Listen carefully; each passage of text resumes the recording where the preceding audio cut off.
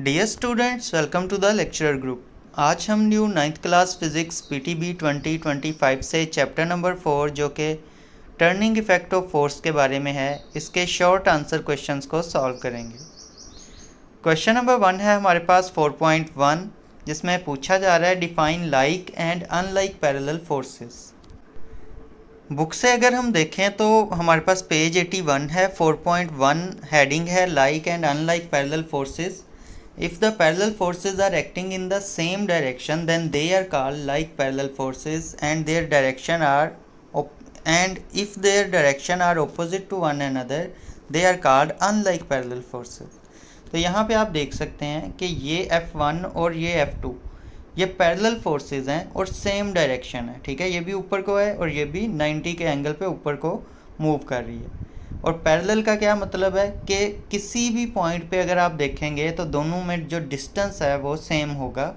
ये नहीं होगा कि कहीं पे ये एक दूसरे को इंटरसेक्ट करें या एक दूसरे के करीब हों, कहीं से दूर हों, हमेशा इक्वल डिस्टेंस अपार्ट होंगी। तो इनको हम क्या बोलेंगे, लाइक पैरेलल फोर्सेस। वहीं पे अगर आप F1 और F3 को देखें तो ये भी पैरेलल हैं। डिस्टेंस अगर आप देखेंगे कहीं पे भी तो ये एक दूसरे से सेम डिस्टेंस पे ट्रैवल कर रही होंगी, लेकिन इनकी जो डायरेक्शन है वो ऑपोजिट है। तो ऐसी फोर्सेस को अनलाइक पैरेलल फोर्सेस कहते हैं। ये बुक से आंसर है, मैं आप शॉर्ट नोट से मेन डेफिनेशन लिखवाता हूँ आपको। शॉर्ट नोट से अगर आप देखें तो आंसर है हमारे पास लाइक पैरेलल फोर्सेस को हम यूँ डिफाइन करते हैं, are forces that act in the same direction and are parallel to each other. Unlike parallel forces को हम यूँ डिफाइन करते हैं, are forces that are parallel but act in opposite direction. तो ये सिंपल सा आंसर है। नेक्स्ट अब हम सेकंड शॉर्ट क्वेश्चन पे मूव करते हैं जी। तो 4.2 है हमारे पास, what are rectangular component of a vector and their values. तो दो चीज़ें बेसिक हमने बतानी है कि रेक्टेंगुलर कंपोनेंट होते क्या हैं और उनकी वैल्यूज़ क्या होती है। तो रेक्टेंगुलर कंपोनेंट को हम यूँ डिफाइन करते हैं, rectangular component of a vector are its two perpendicular parts usually along the x axis and y axis.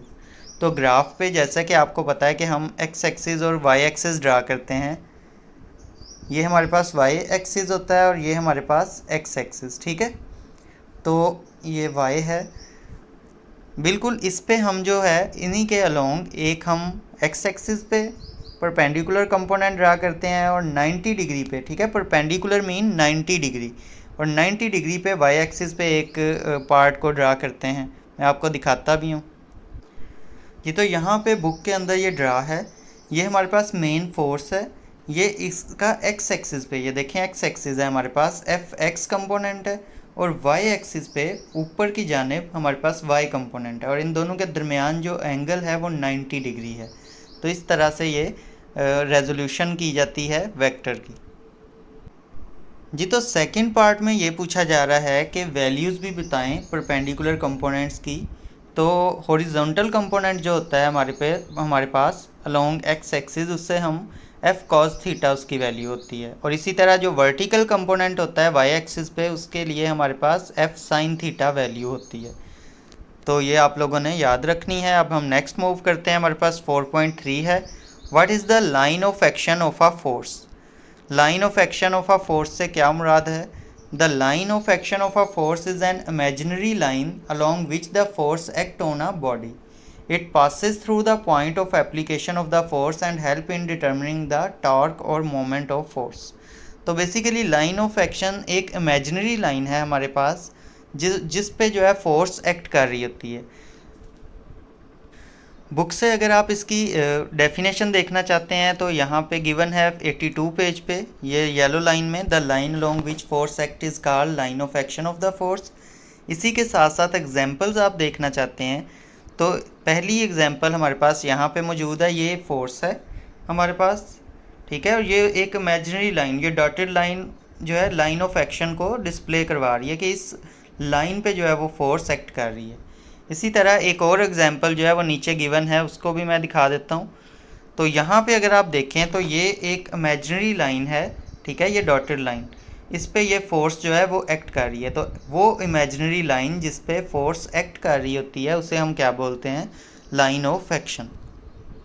Question number 4.4 है हमारे पास, define moment of a force, prove that ये बेसिकली ग्रीक वर्ड है torque को represent करने के लिए, tau बोलते हैं इसको। तो tau R F sine theta के इक्वल है, where theta is the angle between R and F. तो पहले हम डिफ़ाइन करते हैं मोमेंट ऑफ अ फोर्स को। मोमेंट ऑफ फोर्स को हम टॉर्क भी बोलते हैं, ये भी आप लोगों ने याद रखना है। मोमेंट ऑफ अ फोर्स और torque is the turning effect of the force about a point और एक्सिस। किसी एक पॉइंट के गिर्द टर्निंग इफेक्ट ऑफ फोर्स को हम क्या बोलते हैं? मोमेंट ऑफ अ फोर्स और टॉर्क। ये एक इसकी पहली डेफिनेशन है। दूसरी डेफिनेशन हम इसके फार्मूला से ड्राइव करते हैं, जैसा कि यहाँ पे आपको फार्मूला गिवन है कि torque is equal to R F sine theta. तो यहाँ से हम डेफिनेशन बनाते हैं, the turning moment of a force और torque is equal to product of R and F, या product of distance and force, इन दोनों का जो है प्रोडक्ट। इससे भी हम डेफिनेशन बनाते हैं। तो दोनों में से जो डेफिनेशन इजी लगे वो लिख लीजिए। मुझे तो ज़्यादा ये इजी लगी, और बच्चों को भी अक्सर यही इजी लगती है, turning effect of a force about a point और एक्सिस। अब हमने जो है वो प्रूव करना है कि जो टॉर्क है वो आर एफ साइन थीटा के इक्वल है।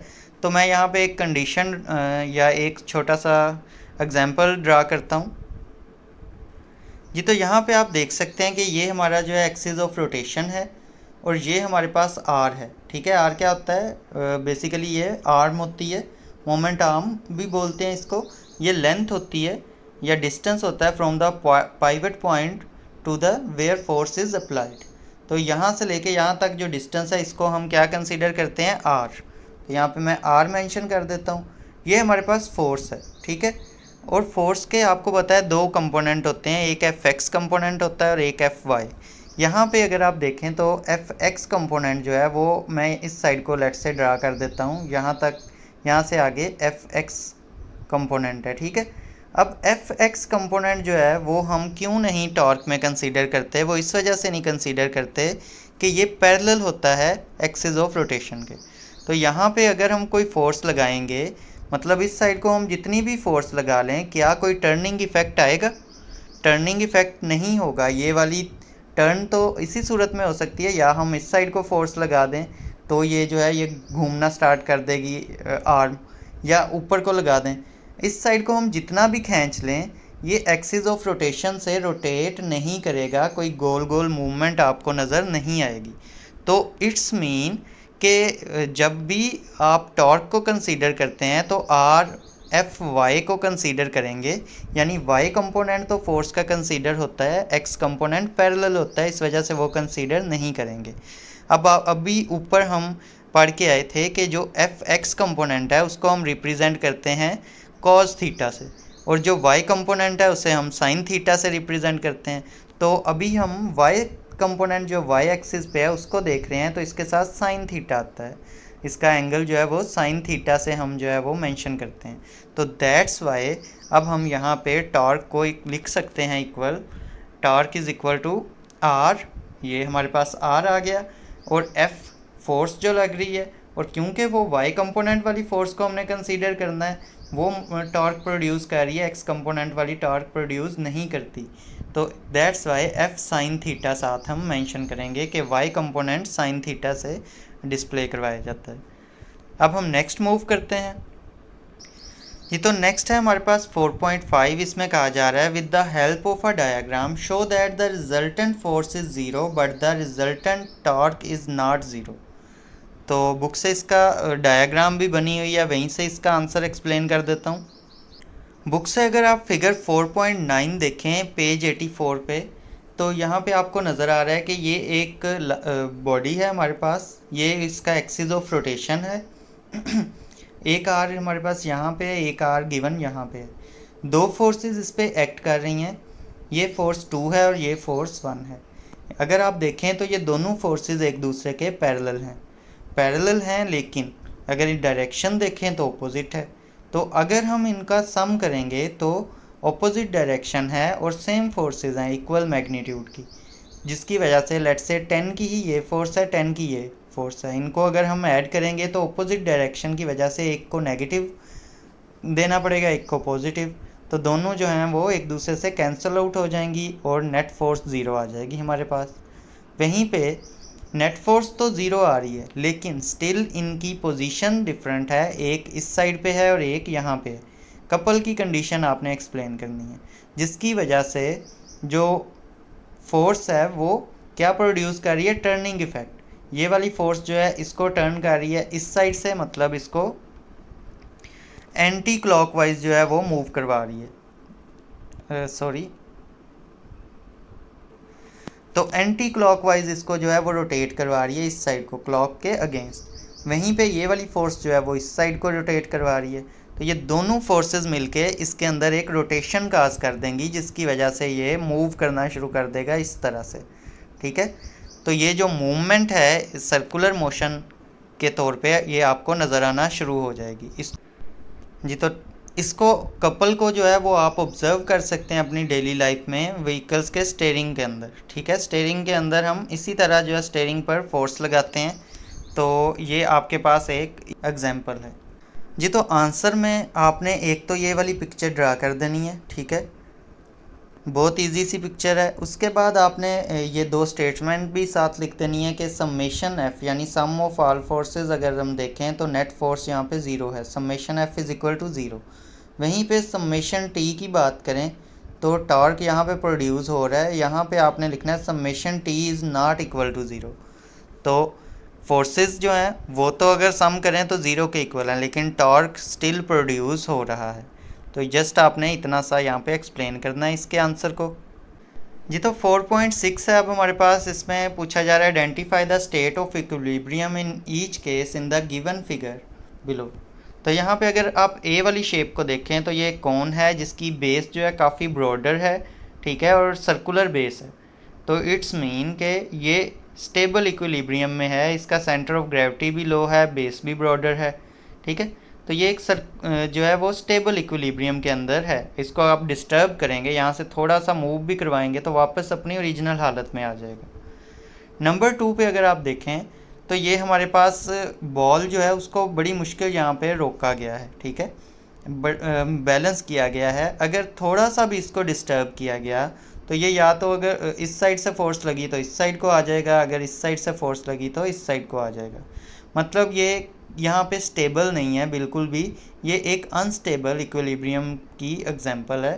ठीक है, अभी तो यहाँ पे स्टेबल है, लेकिन हल्की सी भी फोर्स लगी तो ये अपनी ओरिजिनल पोजीशन से मूव कर जाएगा। तो इस कंडीशन में आपने इस वाली शेप से जो है वो कंफ्यूज नहीं होना कि आप इसको एक्सप्लेन करना शुरू कर दें। बेसिक इन दोनों का यहाँ पे जो पॉइंट है, इस पॉइंट पे जिस तरह से ये इक्विलिब्रियम में है इसको एक्सप्लेन करना है। नंबर 3 है हमारे पास, ये एक सिलेंडर है और अपनी साइड पे जो है रेस्ट कर रहा है, बेस पे रेस्ट नहीं कर रहा। तो ये न्यूट्रल इक्विलिब्रियम में है। अगर आप इसको मूव करेंगे तो थोड़ा सा उधर जाएगा और सेंटर ऑफ ग्रेविटी इसका यहीं पे रहेगा। ठीक है, तो ये न्यूट्रल इक्विलिब्रियम है। तो इसको आप यूँ एक्सप्लेन कर सकते हैं ये। तो आंसर में आप यूँ लिख सकते हैं फ्रॉम द फिगर, कोन जो है वो स्टेबल इक्विलिब्रियम में है, हेमिस्फेयर जो है वो अनस्टेबल इक्विलिब्रियम में है और जो सिलेंडर है वो न्यूट्रल इक्विलिब्रियम में है। 4.7 को देखते हैं अब हम। इसमें कहा जा रहा है give an example of the body which is moving yet in equilibrium. कोई भी ऐसी एग्जांपल दें जो कि मूव भी कर रही है लेकिन इक्विलिब्रियम में भी है। तो ऐसी car moving at a constant velocity on a straight road is in dynamic equilibrium.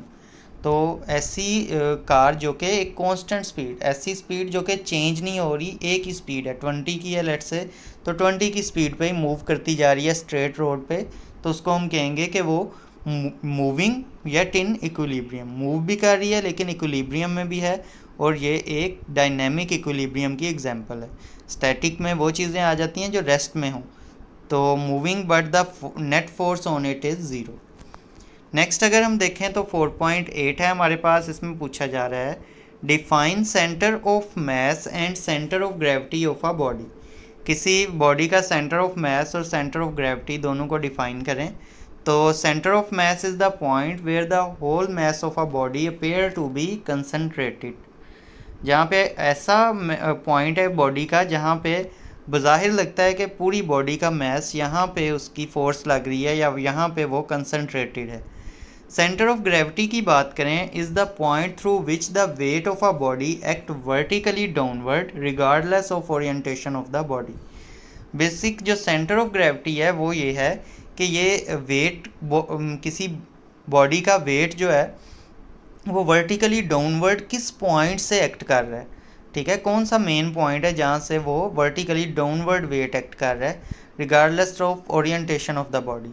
और बेसिक आपको बुक के अंदर ये भी बताया गया था कि ज़्यादातर जो मैसेज हैं या ज़्यादातर जो ऑब्जेक्ट हैं उनका सेंटर ऑफ मास जो है वो सेंटर ऑफ ग्रेविटी के इक्वल हम लेते हैं अर्थ के ऊपर, ठीक है। तो अर्थ के ऊपर ये दोनों चीज़ें सेम ही होती हैं ज़्यादातर ऑब्जेक्ट्स के लिए, कुछ एक्सेप्शंस ज़रूर यहाँ पे होती हैं जी। तो नेक्स्ट मूव करते हैं अब हम 4.9 पे। इसमें पूछा जा रहा है what are two basic principle of stability physics which are applied in designing balancing toys and racing car. तो ये तकरीबन हमारा लास्ट टॉपिक्स में से था कि इसमें 2 पॉइंट्स हैं। एक तो लोअर कर दें सेंटर ऑफ ग्रेविटी, जिसमें हमने गाड़ी रेसिंग कार्स को देखा था कि उनका वो ऑलमोस्ट टच हो रही होती हैं ग्राउंड को, वो थोड़ा सा गैप होता है उनके दरमियान में। तो lowering the centre of gravity. Number 2 widening the base of sport. Number 2 था कि स्पोर्ट जो है या बेस जो है उसको वाइडर कर दें। तो इसीलिए रेसिंग कार के जो टायर्स हैं वो बाहर की तरफ बनाए जाते हैं ताकि ज़्यादा जो है वो ब्रॉडर बेस मिले उनको, ठीक है। तो ये 2 जो पॉइंट हैं ये बेसिक प्रिंसिपल हैं स्टेबिलिटी के। नेक्स्ट अगर हम देखें तो 4.10 है हमारे पास। इसमें पूछा जा रहा है how can you prove that the centripetal force always act perpendicular to the velocity.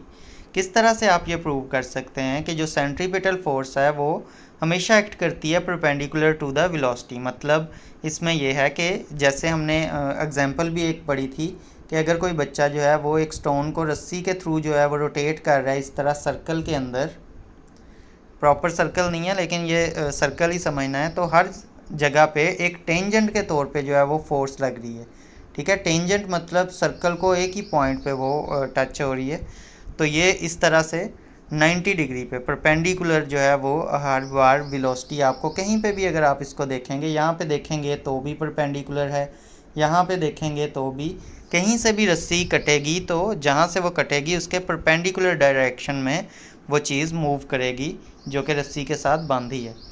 तो इसको हमने एक्सप्लेन करना है जी। तो आप इसको यूँ एक्सप्लेन कर सकते हैं कि सेंट्रीपिटल फोर्स जो है वो एक्ट करती है toward the centre of circular path while the velocity is tangent to the path. Velocity हर जगह पे क्या होती है, टेंजेंट। इसीलिए हम कहते हैं कि चेंज इन वेलोसिटी हो रहा है। वेलोसिटी का चेंज में ज़रूरी नहीं है कि वेलोसिटी कम ज़्यादा ही हो, इक्वल स्पीड पे भी घूम रही है तो भी उसकी चेंजिंग वेलोसिटी क्यों है, क्योंकि उसकी डायरेक्शन बार बार चेंज हो रही है। यहाँ पे भी देखें आप, यहाँ पे उसकी डायरेक्शन ये थी, यहाँ पे आके उसकी डायरेक्शन ये होगी, तो इसकी वजह से चेंज इन वेलोसिटी है, ठीक है। Since the tangent are always perpendicular to the radius. अब ये बात याद रखने वाली है कि वेलोसिटी हमेशा टेंजेंट बनाती है पाथ पे और टेंजेंट जो है वो हमेशा परपेंडिकुलर होता है रेडियस के। तो centripetal force is always perpendicular to the velocity. इस वजह से सेंट्रीपिटल फोर्स जो है वो हमेशा परपेंडिकुलर होगी वेलोसिटी के। तो बुक से भी इसको मैं शो करवाता हूँ जी। तो यहाँ पे motion in a circle explain किया गया है, यहाँ पे वेलोसिटी की ये डायरेक्शन दिखाई गई है। तो ये टेंजेंट की शक्ल में आपको हर जगह पे नज़र आ रहा है और हर जो पॉइंट पे अगर आप देखें तो रेडियस का जो है ये 90 डिग्री परपेंडिकुलर बन रहा है। यहाँ पे आप देख सकते हैं ये परपेंडिकुलर है 90 डिग्री पे है रेडियस से, यहाँ पे भी देख सकते हैं, ठीक है। तो ये आप इस तरह से इसको ये शेप भी ड्रा कर सकते हैं, अगर आप ड्रा करना चाहें तो इस तरह से आप इसको एक्सप्लेन कर सकते हैं जी। तो 4.10 जो है हमारा लास्ट क्वेश्चन था, शॉर्ट क्वेश्चन। तो आई होप सो आपको तमाम क्वेश्चन जो हैं उनके आंसर समझ आ गए होंगे। समझ आए हैं तो वीडियो को ज़रूर लाइक कीजिएगा और चैनल को भी सब्सक्राइब कर दीजिएगा।